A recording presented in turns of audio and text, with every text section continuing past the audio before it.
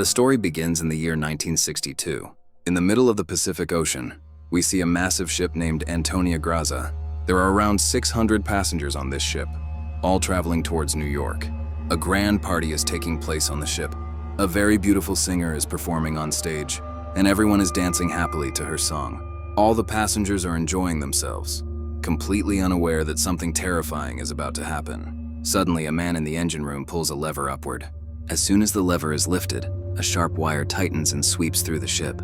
Within seconds, the wire cuts through the people standing there, splitting their bodies into two pieces. Blood spreads everywhere. The atmosphere becomes horrifying. Only one girl survives. Her name is Katie. Because she is short in height, the wire passes just above her head. After this, the scene shifts forward by 40 years. We now see a group of people pulling a large old ship using a tugboat. Suddenly, the old ship starts sinking. Seeing this, the team leader sends a woman named Murphy onto the ship. Her task is to remove the wire connecting the ship to the tugboat. If the ship sinks, the tugboat will sink along with it. When Murphy reaches the ship, she discovers a crack in its lower section. Water is rapidly flooding inside. She realizes that the ship will sink within 5 minutes. Murphy informs her team leader about the situation. The leader orders her to cut the wire and immediately return to the tugboat, as they are abandoning the ship. 2 more team members reach Murphy and tell her to leave, but this ship took them 3 months to find. Murphy refuses to give up so easily. She jumps into the water below to save the ship. Seeing this, the other 2 jump in with their tools. Together, they manage to weld the crack just in time and save the ship from sinking. Later, they sell the ship and make a huge profit. The team leader distributes the money equally among everyone. Meanwhile, a man named Jack has been secretly watching them. He overhears their conversations and learns that they recover lost ships and sell them for profit. Jack approaches the team leader and tells him about a ship that contains hidden treasure. He is talking about Antonia Graza, the ship where everyone was killed 40 years ago. The leader says that many people searched for that ship, but no one ever found it. Jack claims that he knows exactly where the ship is. Hearing about the treasure, the entire team agrees to the mission. The next day, they set out in their tugboat. After several days at sea, they reach a deserted area. Suddenly, their equipment detects a signal. They realize the missing ship is nearby. Soon, a massive ship appears before them. It is Antonia Graza, lost for 40 years. Everyone becomes excited, believing they will become rich. The leader asks 2 members to stay on the tugboat while he enters the ship with others. Inside, they hear strange sounds and feel uneasy. They follow the sound and reach a large clock. Its hand is still moving, then suddenly stops. The ship is completely ruined. Everything is broken and rusted. As they move forward, one member almost falls through the floor, but Murphy saves him. When she looks down, she sees a girl. It is Katie, unchanged even after 40 years. She suddenly disappears. Murphy is terrified and unsure if it was real or an illusion. Later, they find a digital watch. This confuses them, because such watches did not exist 40 years ago. They realize someone has been here before. The next morning, they notice a large hole in the ship and decide to repair it first. Some members begin welding, while others search for treasure. Murphy reaches a swimming pool filled with bullet marks. Suddenly, Katie appears again. Out of fear, Murphy falls into the pool and injures her head. Her blood flows into the water, and the pool absorbs it. Katie disappears. Jack helps Murphy out and tells her it was just an illusion. After they leave, the pool fills completely with blood. Elsewhere, the team leader finds the captain's room. A glass of liquor sits on the table as if someone just left. In the mirror, he sees the captain's ghost. Terrified, he runs out. Strange things begin happening to everyone. A man named Mark hears the singer's voice and follows it. The singer seduces him and lures him to the edge. Mark falls to his death. Meanwhile, Murphy discovers gold boxes, 9 in total, each filled with gold plates. They move all the gold to the tugboat and prepare to leave. Suddenly, gas leaks from a cylinder. An explosion occurs, killing the tugboat captain. They are now stranded. Murphy investigates Katie's identity and finds her skeleton. Katie's spirit appears and explains that the souls are trapped until the man responsible is killed.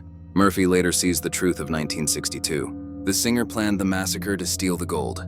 Everyone was killed brutally, but the true mastermind was Jack. Jack needed people to repair the ship, and now he plans to kill them too. Murphy realizes they locked their leader in the tank, and now she must save him. Murphy runs towards the tank to save her leader's life, but by then the tank is already filled with water, and the leader is dead. Murphy desperately tries to break the glass of the tank to save him, but the glass is extremely strong. No matter how hard she tries, she fails to save her leader. After this, Murphy goes to one of her remaining companions named Dodge.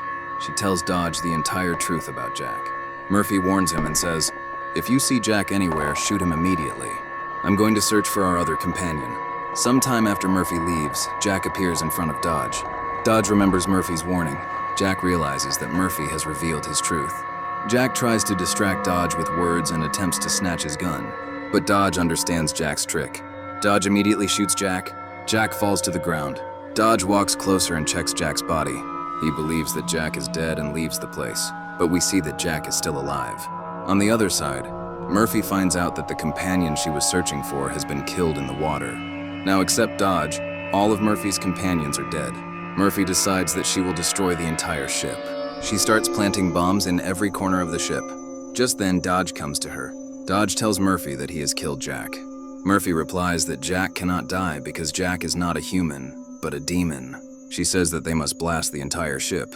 Only then will Jack be stopped from trapping more people here, and all the souls imprisoned on this ship will finally be freed. Dodge angrily argues with Murphy. He says that if they blast the ship, all the gold will be destroyed. They will return home empty-handed. Murphy tells him that the gold is actually Jack's trap. They will never be able to take it away. No matter what happens, she must destroy the ship. Jack realizes that Murphy will not change her decision. He reveals his true form. At this moment, we understand that Jack has already killed Dodge. Jack tells Murphy that both of them do the same kind of work. He says, "Just like you collect lost ships from the sea, I collect souls." Jack reveals that he was once human, but after committing many sins, he was given this punishment. Now he is a soul collector. He needs this ship and does not want Murphy to destroy it. Jack gives Murphy one last chance. He tells her to leave and he promises not to kill her, but in return, she must not blast the ship. Murphy refuses. Jack attacks her with an iron rod and Murphy falls down. As Jack moves forward to kill her, Murphy shoots an arrow at the bomb remote and immediately jumps into the water. A massive explosion occurs. Because of the blast, the ship starts sinking. Murphy gets trapped under the ship in the water. She cannot find any way out and her breathing becomes difficult. Just then, Katie's soul appears. She holds Murphy's hand and shows her the way out. Murphy sees that all the souls trapped by Jack are now free. With great difficulty, Murphy reaches the surface. She sees all the souls leaving for their true world. All the souls on this ship were slaves of Jack. Only Katie's soul was not under his control. Katie's soul was pure, which is why Jack could never fully control her. That is why Katie kept helping Murphy again and again. Murphy floats in the sea using a box. Soon she reaches another ship, which rescues her. When Murphy is brought to the port, she looks out from the ambulance and sees that Jack is still alive. Jack is transferring all the gold from the destroyed ship to another ship, so that he can lure more people with greed, kill them, and imprison their souls. Lesson of the story: greed and evil intentions always lead to destruction. People who try to get rich by hurting others may seem powerful, but in the end their actions cause suffering and never truly end. The story teaches us that money gained through greed, betrayal, and violence is a trap. It destroys trust, lives, and peace. Murphy survives because she chooses humanity, courage, and sacrifice over gold. Another important lesson is that evil can be delayed but not completely destroyed unless people keep resisting it. Jack survives, showing that greed and evil still exist in the world, and it is our responsibility to stand against them. Finally, the story shows that pure intentions and kindness never die. Katie's soul helps Murphy because innocence and goodness are stronger than darkness. In short, choose humanity over greed, truth over profit, and courage over fear, because only goodness truly sets souls free.